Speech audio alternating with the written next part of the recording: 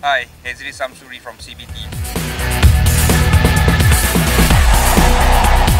What we have here is the new X6 xDRIVE35i.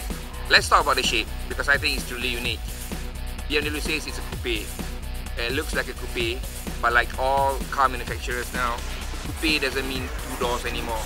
It's actually a 4-door coupe. Trust me, this thing can go. And why? Because there's a good engine inside. So what is powering this car? What we have here is a 3-liter straight 6 twin turbo from BMW. It churns out 400 Nm of torque and 306 horsepower. And believe me, that is more than enough. Check out the boot. Quite big actually.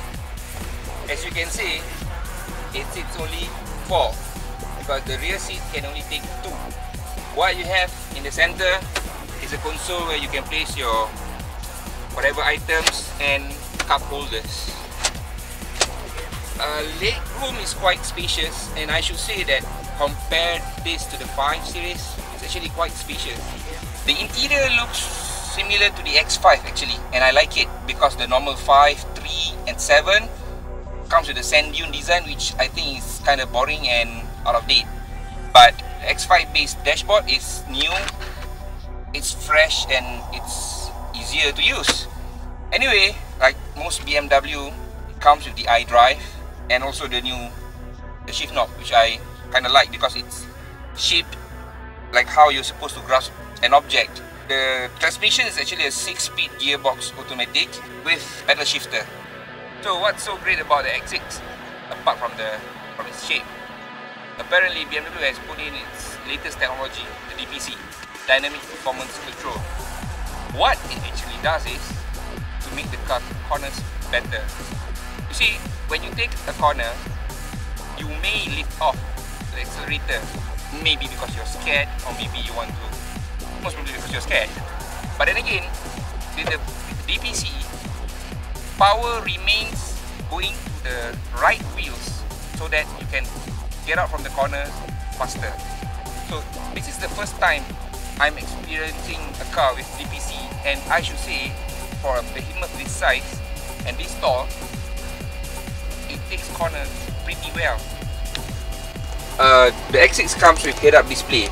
So what the HUD will inform you is actually the speed of the car and also the system warning. It's somewhere around there, and I don't think you can see except for the driver.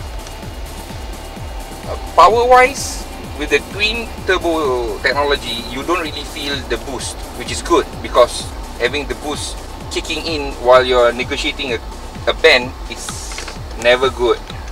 As usual, it comes with active steering. At parking lot speed like this, the steering will be a bit light, but not too light, which I like actually, because some of the car companies, the steering becomes too light at the parking speed. The BMW has weighted it nicely. It doesn't feel artificial. That's the most important thing. Okay, here we are going to demonstrate to you the xDRIVE system, which is the latest all-wheel drive system from BMW. What it does is it controls the power to each 4 wheels accordingly, so that the car will not skid away. I'm very impressed with it because it works quite fast, lightning quick actually, because this car is heavy. Like the X5, it's big and heavy, but the X6 has better handling dynamics. So the xDRIVE fits the X6 very well because it works quicker, a lot quicker. So here we are on loose gravel here. I can feel the tail coming out a bit, but the system, the xDRIVE system, will kick in nicely, smoothly to make sure that the tail kicks in so that I don't have to correct any oversteer. Okay, let's speed it up a bit.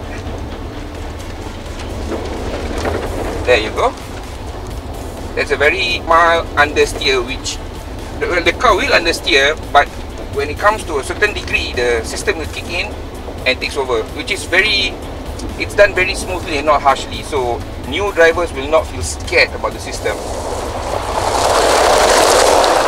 Now, who will buy the X6? If you have the X5, and you think that your X5 is a bit slow, then definitely you need the X6.